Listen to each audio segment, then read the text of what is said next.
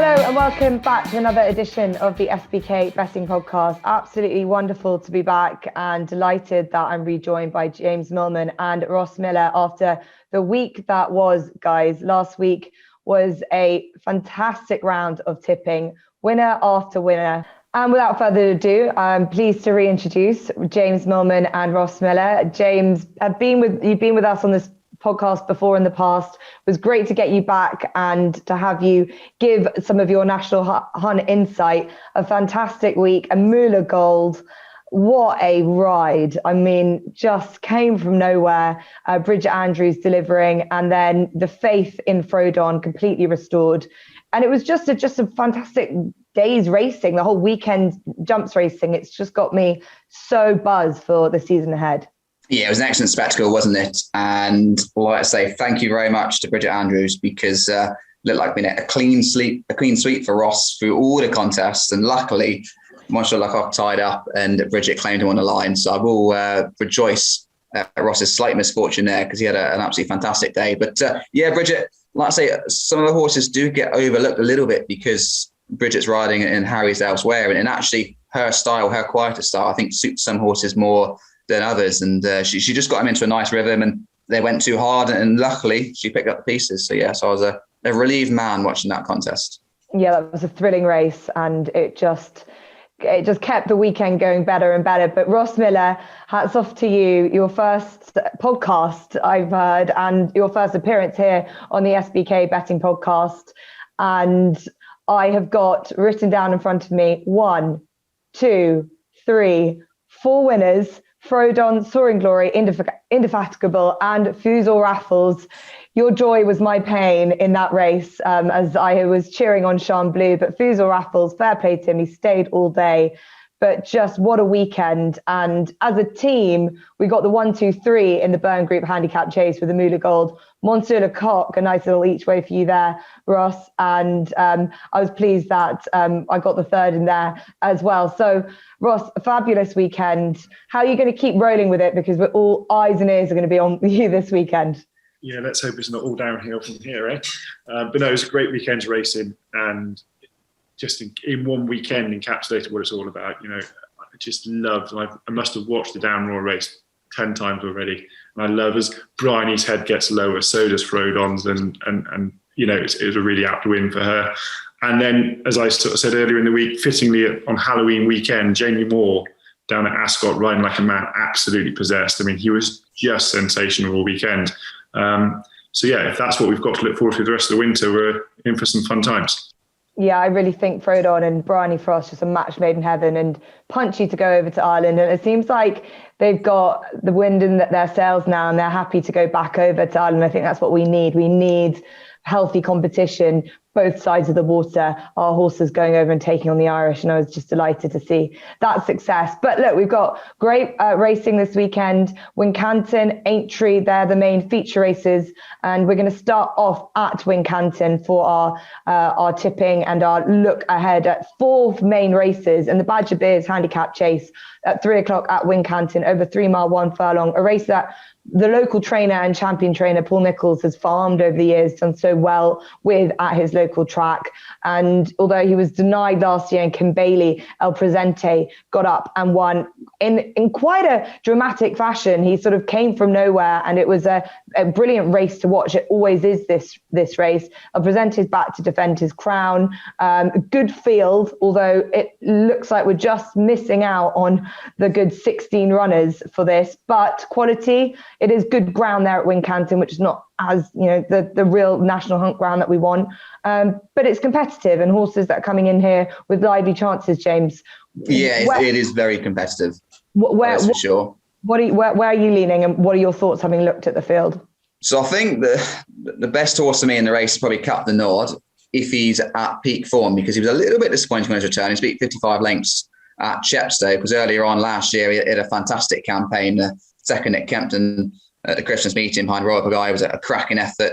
Third at Doncaster, 5th, and he beaten 5 lengths in the Bet365 end of the season. So I think off 135, he's well treated. I'm just a little bit concerned about his well-being after that first run of the campaign 4 weeks ago. So keep an eye on him in the market. I'm going to keep the faith of Bridget Andrews once again. Cobra de Mai sneaks in at the bottom of the weights, 10 stone free. a horse who the Skeltons actually trained previously. The same owners, I think, had half a share, bought him outright, and he switched to Caroline Bailey's yard. It's clearly an amicable switch because Harry rode him on his debut for the yard and fourth at Warwick, and Bridget rode him last time and third at Chepstow. Kitty's Light was a runner-up on that occasion. Kitty's Light certainly didn't do the form any harm at Wetherby when finishing second in it. And I just felt, having dropped £26 from his peak, yes, he's not as good as what he was, the 10-time winner, but a smaller yard, there's signs that they're getting him into a happy rhythm, enjoying life. And I just think he's a nice each-way price. Shame we've not got the 4 places with the 15 runners. But I do think that Bridget will kind of hunt him round, and a little bit like a Moolah Gold, hopefully might just produce him at the right time. Certainly to get into the free and maybe go very close to winning. Yeah, he's a 10-1 price at the moment with SBK. And I think it's interesting what you say, in knowing your horses well yourself, that just moving yard can just sort of revitalise horses. And I know Caroline Bailey's got a fantastic setup where she is. There's a real air and oxygen that she can get into the lungs of these horses. And at 9, he might just rejuvenate. So he's definitely an interesting sort. But Captain Ord is one that stands out to me as well. And Ross, I'm going to come to you with this horse because Christian Williams in general, I believe, has just got his horses really well handicapped. And you've seen them running so well at the beginning of this season. He had a good time at Aintree earlier on in the season as well. Can you forgive him for that for his run last time out and think that maybe that was just a freshen up and this is always the aim? Absolutely, yeah. And I'd agree with what both of you said there. I think Christian Williams, he's got the most wonderful setup in South Wales on the sea, up through the sand dunes. They can do everything with them. I think he probably certainly has no one better at targeting races than Christian Williams. The quality is coming, but if he sets his mind to winning a prize, they normally go close. So yeah, I could see Chepstow very much as a sort of pipe opener to bring him on. I think Christian Williams himself will say that he's normally need a run.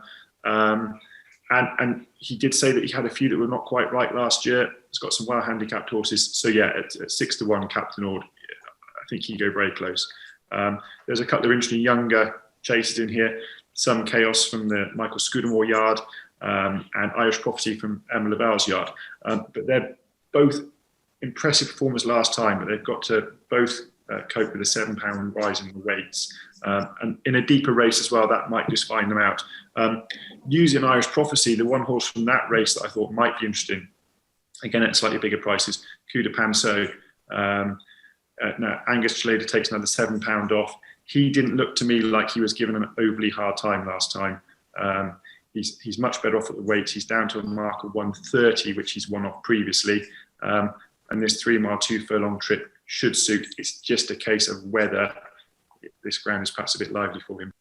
So we got win for Ross with Captain Ord at 6-1, and Coup de Pinceau is an interesting one at 18-1. Another who switched yards from Nick Mitchell to Rafe Smith, and he has a good profile and is not over raced as well as a 9-year-old. I'd say very open in terms of the competitiveness of this race. I do like Copperman myself. He was part of that pretty controversial Bet365 Gold Cup where, rightly or wrongly, he was awarded the race. He was just in the right place at the right time. He comes here really, really fresh for the Alan King yard. And I think that he could be more of a classy horse in this race. And it's, as we say, going to be one of the better betting races of the weekend. But there's some other stars on show at the Elite Hurdle, guys, the 335, a race where the last year's winner is back again to defend his crown. Sir Royale has been, and I believe, just really good at this time of the season because he gets the ground that he really, really likes. And he kind of threw a bit of a surprise at Silver Street last time out at Kempton. I'll come to you first, James. And interesting that they played around hurdles to fences, but they just really get the best out of him at the moment. And this looks like a winnable race unless, and how many times have I said this, unless Goshen can come back and prove that he does still have the ability and the mind to get things all sorted for himself. It's exactly that, isn't it? What a joy Sir Royal must be to own, because he's won £500,000 in prize money. Like you say, he can switch between hurdles and fences, and he actually runs nearly as effectively over both. And I thought he was desperately unlucky in the champion chase last year when he got shot off at a vital time. He then came back this year. Silver Streak, that's his race, isn't it, really, at Kempton? He normally gets the job done, and he managed to overturn him on this occasion. So that shows he's in good form. He won on his seasonal reappearance last year at Foss before winning this contest. And he's a solid one. You know what you're going to get. Goshen, you have no idea really what Goshen's going to turn out. He never looked quite right last year when he came back in the flats. He had a couple of runs at Haydock and Goodwood, and he didn't show any spark really under Hector Crouch. And then first time back at Cheltenham, no hurdles. He was far too keen again. He came back to Wincanton back in February, and he looked like the old Goshen. And he wasn't disgraced, but he just wasn't good enough behind Honeysuckle, both at Cheltenham and at Punchestown in his last two outings. So has he come back to that kind of controllable tearaway that he was as a juvenile hurdler, or is there something really hurting him inside which makes him run like that? So it's hard to know.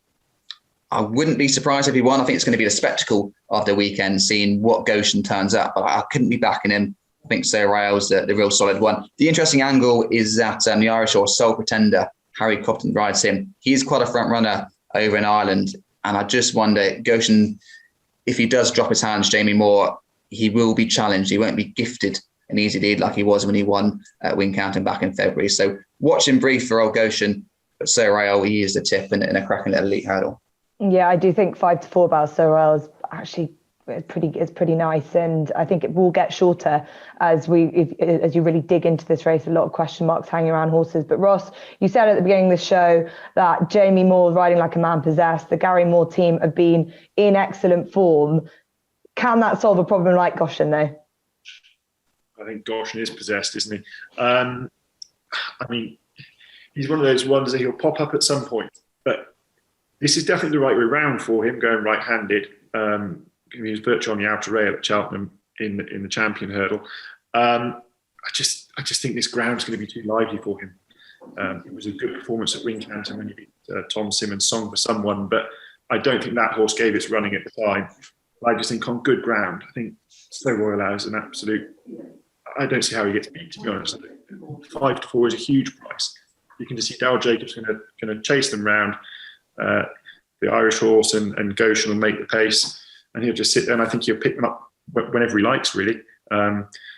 He's a super horse. He's won over fences. He's won over hurdles. The only thing you would say coming from the yard he's at, it's a surprise I haven't gone and tried him on the flat, because he'd probably be good at that as well. So I think this is a race that's tailor-made for him. I'm slightly surprised to see Goshen run on what looks to be genuine good ground.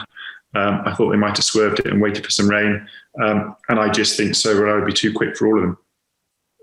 Yeah, look, it might be the case even if they don't get rain, knowing Goshen is a tricky character and he needs everything his way, that they might even definitely run with him on Saturday. So that is an interesting point that you make. I do think that the one horse that we haven't mentioned, Belfast Banter, who was a bit of a revelation in the springtime, winning at both Cheltenham and Aintree, possibly can be forgiven for going one too many at Galway. Did fall last time out at Lismore.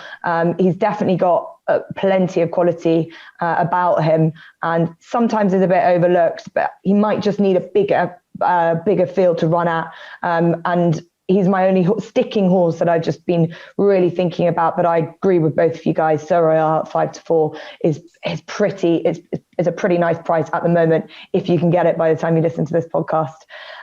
Guys, we'll move over to Aintree, where we've got some cracking races, and for the first time we've got a Grand Sefton at this time of the year. Fabulous that we can see the big national fences out for us all to enjoy. They've moved this race from December just to spread out these races across the season so that there's a real feature race. And the Grand Sefton is always, again, a big competitive race, and one that we can really get our teeth into. As it stands, likely that Cat Tiger, who ran a great race in the Fox Hunters, will be favourite for this race. It gives David Maxwell a brilliant time every time you watch it. And James, jockey yourself, watching someone who just comes alive on their own horses, it's splendid viewing. And he's obviously a talented horse, and he's still a young horse as well. And he's got that confirmed ability to run over these fences. How difficult is it for horses when you're watching them and seeing what they've done? How difficult is it for us as tipsters to think out, are they going to do as well as they've done over the ordinary fences over these ones, or is it just very similar nowadays? It has become a lot more similar. It can still frighten a few horses, just the experience, especially when you're on the actual national itself with the big field. Only 14 declared in the Grand Sefton, so it's easier for horses to find a bit of space and get a bit of rhythm. The issue is his owner rider. Now, he does a fantastic job, David Maxwell, but he is a full-blown amateur. Now, he's had the whole summer off. He hasn't had any rides for quite some time, so he's heading into this contest where he needs to be riding at his peak. He's only claiming £3 against the professionals, and that has to be a big negative for me. The horse is exceptionally good. He's the best horse in the race, especially at the weights. Handicap has dropped him a little bit. He's now 1-3-4. He ran a cracker in the hunter chase at the Grand National meeting, but that's David Maxwell riding against his fellow amateurs. He's not riding against the professionals. And the one time Harry Cobden rode his horse at Leicester, his jumping was that much smarter, that much slicker. And I just feel I couldn't be backing him at favourite with David on board, just because he's an amateur taking on professionals. And I'll say when he was claiming Southern and riding novice herders, he used to get a bit of value, but everyone knows he's got such lovely horses and they're trained by very good trainers. But you're a brave man, I think, if you're going to back Cat Tiger at that kind of price. So I can't. The other horse I think is very good ability-wise, Time to Get Up. He had a good season last year winning at Wincanton and Uttoxeter. The trip's probably on the sharp side for him. I think it's a good tester just to get him out over the Grand National fences, because you would imagine only 8 years old. Aintree will be on the agenda probably in April. And interesting, now we split the two races up. You might get a few try this race and the Beecher. You have got that option with the races now 4 weeks apart. So I think he's probably one for another time. I'd be keen to keep a good eye on him, see how he jumps. But one we know that gets round, Sir Jack Yates. He's been around the track 4 times. He was second behind Bow Bay in the race last year, off today's mark of 1:26. He ran a cracker off £5 higher in the Grand Sefton. He gave Live, Love, Laugh a real race, actually, and he kind of tired because of it. But he's much better at these fences. You'd imagine the trainer's targeted a 10-year-old at this race. He probably isn't quite good enough to win, but I'd be very disappointed if he wasn't in the first 3. And I think he's a cracking each way price. He should be there or thereabouts. Yeah, he's at the moment 16-1, and SBK are playing 5 places in this race. So despite the smaller field size, SBK giving you those options there. And also, James, chat about his jockey, because James Best has done really well over these fences, hasn't he? I know Walk in the Mill, and is a horse that he won in the Beecher chase. So a jockey that thrives really with this kind of test, doesn't he? And he's ridden him the last twice over the national fences as well. James King rode him previously when he ran in the amateur versions. So Jack Yates, he's still quite a young horse actually at 10. I thought he was older than that. He seems to have been around forever, but he's much better over these bigger fences. And I just felt in a race I've got no solid convictions about that each way angle 5 places as well. So a cracking option for Jack Yates, because I say he's had 4 goes and he's had four clear rounds and jumped the fences very economically. And what I say, that's a huge plus. And he's running off his right mark this year. Yeah, I think you're right in terms of picking at some of the favourites in this race. There's a couple of things where you feel like they're sort of weak favourites, as you say. Time to Get Up. The trip is definitely a concern for me, and perhaps this is just a pipe opener for essentially the Grand National route, which they're likely to go down. And he's about a general 25-1 chance for the National, as it speaks in the JP McManus colours. Ross, a fascinating race. I found this one quite difficult to really be too confident about, because, as I said, a lot of these horses might be using this as an eye into getting over these fences long term. Yeah, absolutely, and it's a feature to watch rather than to get really stuck into for me. I completely concur with what James said about Cat Tiger. I mean, his jumping in the Fox Hunters was electric, pretty much everywhere. And the 2 mistakes he made was when he was actually asked for an effort from David Maxwell, but this is just going to be his 3rd ride since the end of last season. He has previously struggled with his fitness in his riding. I'm sure he's addressed that, but James is absolutely right. This is a huge negative for me. Time to Get Up. The trip is a negative, and I just wouldn't be as convinced as I would with Sun that he's going to enjoy this jumping test. He's run at your Toxter last time. They're quite big fence around your Toxter, and just a few he sort of just threw himself at rather than jump. So there's enough reason there against those two for me to look further down the market. A couple that I thought were interesting were Hogan's Height, who won this back in 2019. He's now down to a mark that's only £4 above what he carried on that occasion. And on that occasion, he won by 16 lengths. So he'd certainly won with another £4 on his back. He is a little bit older. Is he as good? Again, we spoke about Christian Williams with the Badger Beers chase. He's got 5-star Getaway here. Again, you'd have to forgive a poor run again at Chepstow first time out. But again, I think that's probably a pipe opener to put him right. You just perhaps wouldn't want the ground as soft as it might be. So the horse that I came down on actually was Thomas Mcdonough, again from Jamie Snowden Yard, who won it with Hogan's Heights. He's £6 lower over fences than he is over hurdles. And one piece of form that I thought was really impressive, he was 7 lengths behind Ask Me Early, who's now rated 140, but he was conceding £11 on that occasion. So this mark of, I think it's 130, looks quite appealing to me. And at 10-1, 5 places with SBK, he'd be my idea of a little each way shout. Yeah, I also had a look through Ross Jamie Snowden's stats. Last season, he had 23 winners all season. He's currently on 23 winners. So that just goes to show the form that he is in. He is really striking some form. It's great to see. It's had a bit of a struggle last year, and I do think his horses, like a lot, and like we've talked, it's been in the press about the Tizard horses coming out of a bit of a quieter spell, and I do think that really does help horses, especially, and can be overlooked, and probably slightly better a handicap for those reasons. So Thomas Mcdonough, as you say, has a cracking chance at 10-1, and with SBK, as we say, 5 places. Now the horse that I like is Senior Citizen. He is probably closer to the top of the betting, but I do think a fantastic jumper of a fence, 3rd in the top of himself. So he was ahead of Sir Jack Yates. He's a young horse, and I do think that he's a horse that's on the rise and is probably still ahead of his mark of 139 for the Mcdonough family. And Alan King, so by these standards, Alan King is going to have a good weekend for me at Potterman, and so Royale. We'll head through into our final race that we're going to preview this weekend for the weekend, which is the Betway Hurdle at 3:20 at Aintree.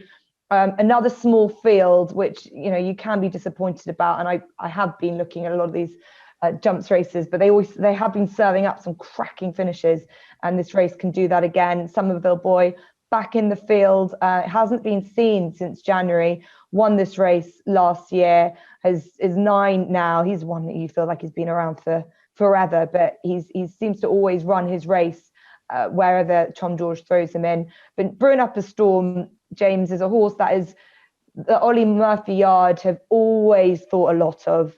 He's always been a horse that they thought possibly might be better than what he has achieved.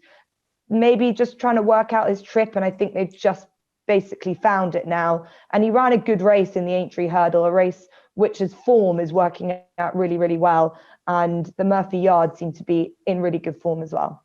Yeah, and switching it back to hurdles as well seems to be the key. He just didn't take to chasing when he stepped up a grade last campaign. Apart from last year, he'd always had a good record fresh. He's had another wind up over the summer, which saw him come back with a win when he tried that previously a couple of years ago. Ollie Murphy as well, probably a little bit of a quieter season last year. He's 9 from 25 in the last fortnight, so the horses are in form. And with Dusatu, who I thought was an absolute certainty, who would be my nap of the weekend, not being declared for Nicky Henderson. It does mean it's already exposed older horses that are taking him on. And I just feel he's got that potential still to be better in this sphere. He looked good when he beat McFabulous in the National Spirit at Funtwell. He won his handicap at Taunton very impressively when he was taking on inferior rivals. I just think on his comeback, having had a wind up, he's the one that beat Somerville Boy. He won it last year, so you can never rule him out. But obviously he had a bit of a setback as he didn't run again after Kempton back in January. So he might just need this first run after a break. And what about Oscar? When he won his handicap of a similar mark to Brewing Up a Storm, is much harder work for What About Oscar. So I do think that Brewing Up a Storm is the best of these and can give Ollie Murphy yet another winner. Yeah, it's definitely the best in terms of a class animal. I do think that sometimes you don't really know what Brewing Up a Storm you're going to get. But as I said, that Aintree hurdle form is looking pretty solid, which is nice to see, Ross. But in this, it is a bit of a trappy affair. Is there anything, any question marks, that doubt to you around Brewing Up a Storm? Yeah, he just reminds me too much of Thomas Darby. In that there's lots of talk about them, and they hint at more than they ever deliver. And he has got to concede £6 to Somerville Boy. And I take on board what James said, and that he's obviously had a niggle and he's coming back from a longer break than Brewing Up a Storm. But £6 is enough. Somerville Boy's rated 155. He's a very solid horse. He runs a pretty decent race most times. He wasn't all that far behind in the champion trial at Cheltenham in January. I think he'll take a bit of beating here. I can see the ground suiting, and just that £6 that Brewing Up a Storm's got to concede to him would concern me for Brewing Up a Storm. The other one that is interesting at a bigger price, and the ground might just not be soft enough for, might just be a bit too soft for her, is Martello Sky of Lucy Wadhams. Now, her run last time, she was a well-backed favourite on the day. And I watched the race live, and all the way through the race, just never looked like she was travelling at all. And then all of a sudden turning in, 1 minute she was closing, and the next minute she was 10 lengths clear and doing it very easily. That wasn't much of a race. This is obviously a completely different kettle of fish. And she won't carry my money, but at the same time, she could just be a bit better than all of these. And she's only a 5-year-old on the improve. So she'd want to keep out for. But for me, Somerville Boy would be the most likely winner.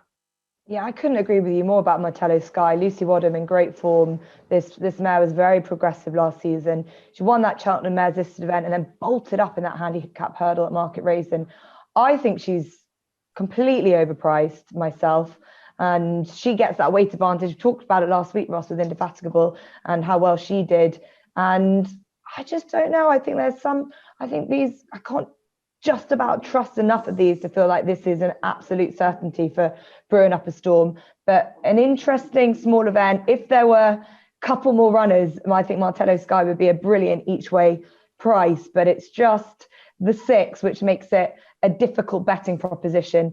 But look, a great weekend, guys. Again, I think we can agree that the Grand Sefton and the Badger Beers, from a betting perspective, a lot to look forward to there, especially with the 5 places that SBK are giving out as well.